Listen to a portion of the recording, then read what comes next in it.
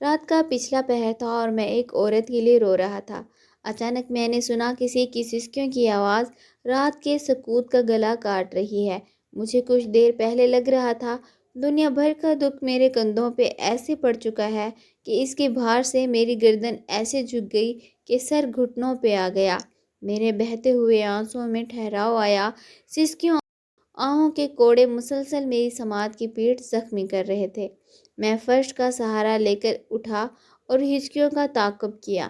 کچھ آگے قبرستان میں ایک سفید لباس پہنے لڑکی جو قریب 22-24 برس کی تھی، ایک قبر کو کلاوے میں لیے ہوئے تھی۔ اس کے الفاظوں پہ اس کی ہچکیاں حاوی تھیں۔ بابا، جب سے آپ گئے ہو نا، کسی نے میرے سر پہ ہاتھ رکھ کر یہ نہیں کہا بیٹا کچھ چاہیے تو شام کو لیتا آؤں گا۔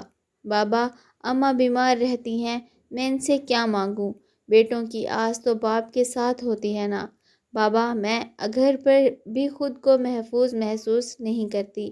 بابا، آپ اکثر کہا کرتے تھے نا تم بڑی ہو گئی ہو، بے فکر نہ رہا کرو، کہیں آنے جانے کے وقت کسی کو ساتھ لے جایا کرو۔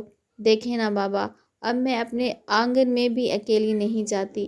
بابا، جب غیر مرد مجھ کو نظروں سے زخمی کرتے ہیں نا تو مجھے آپ کا پردہ بہت یاد آتا ہے۔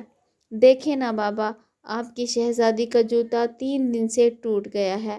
بابا، آپ کو پتہ ہے نا مجھ سے ننگے پاؤں نہیں چلا جاتا۔ بابا، آپ ہمیں چھوڑ کر کیوں چلے گئے؟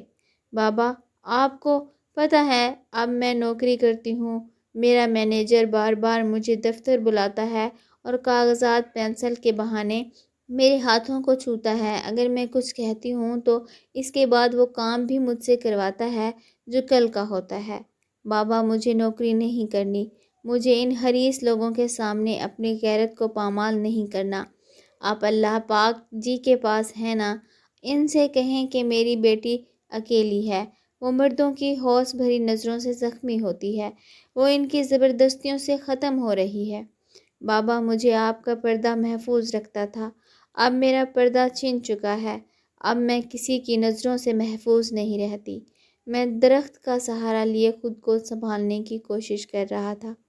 ایک بیٹی اپنے بابا سے معاشرے کی شکایت کر رہی تھی، بابا یہ دنیا اچھی نہیں ہے اور ہم کہتے ہیں ہم آزاد ہیں، جبکہ ہماری بہن بیٹیاں آج بھی مرد کی گندی نظر کی قید میں ہیں۔